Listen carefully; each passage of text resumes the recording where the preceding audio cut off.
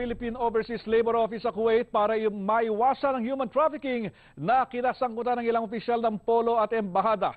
Nagpapatupad na rin sila ng sari-saring reforma para matiyak ang kaligtasan at maayos na pangangalaga sa mga distressed OFWs. May balitang Middle East si Maxi Santiago.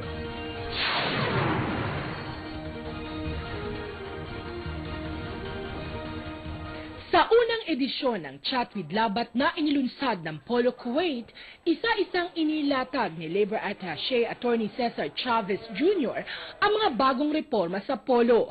Ito'y matapos pumutok ang balita hinggil sa pagkakasangkot ng ilang embassy at Polo personnel sa Kuwait sa human trafficking. Isa na rito ang pagpapauwi ng wards na nasa pangangalaga ng Polo imbis ilipat sila ng employer. Hindi na rin po natin hinahayaang may lumabas dito na walang kasamang taga-Polo. Wala pong nakakalabas dito na walang legal na papel. At ang atin pong center ay may CCTV 24 hours po yan. Namomonitor po natin lahat ng mga OFW na nasa pangangalaga natin. Hindi na rin basta-basta pinapayagan ang mga ward na makipag-usap kahit kanino kapag walang kaharap na case officer. Hindi na nagkomento pa si Chavez sa human trafficking issue habang patuloy ang investigasyon sa Pilipinas. Pero giit ng ilang PhilCom leaders, dapat itong sugpuin. Hindi dapat tayo magsalita na yung sa kabila ay ganito, sa kabila ay ganito. Kaya dapat magtulong-tulungan tayo na pagtakpan natin yung mga dapat natin pagtakpan. Ngayon, kung sino man ang magkasala ay may batas tayo. May batas tayong susundin. Dapat yan ay sumunod tayo sa batas natin. Inanunsyo rin ni Chavez na mula December 2013, mahigpit nang pinapatupad ng Polo ang $400 o 110 Kuwaiti dinars na sahod ng mga Pinoy household service workers.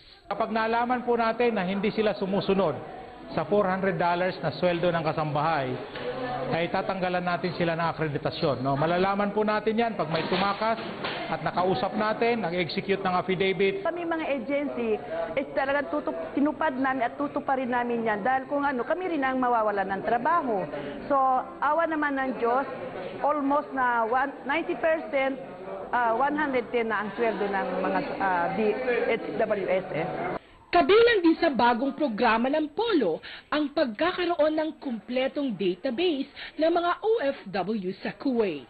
Sa loob ng 3 hanggang 6 na buwan, yan po ay makukumpleto na at malalaman na natin lahat yung mga workers dito sa Kuwait. Alam natin kung ilan yung kasambahay, saan sila, anong address nila, sinong employer nila, contact numbers nila. At accurate na po ang mga information natin at kung may emergency man ay hindi na rin tayo mahihirapan sa pagre-rescue sa kanila.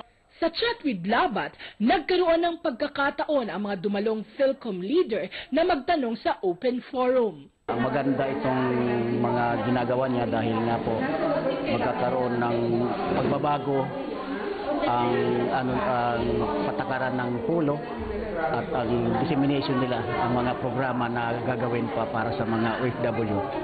Regular nang gagawin ang Chat with Labat tuwing huling Huwebes ng bawat buwan. Nagbabalita sa Middle East, Maxi Santiago, Kuwait.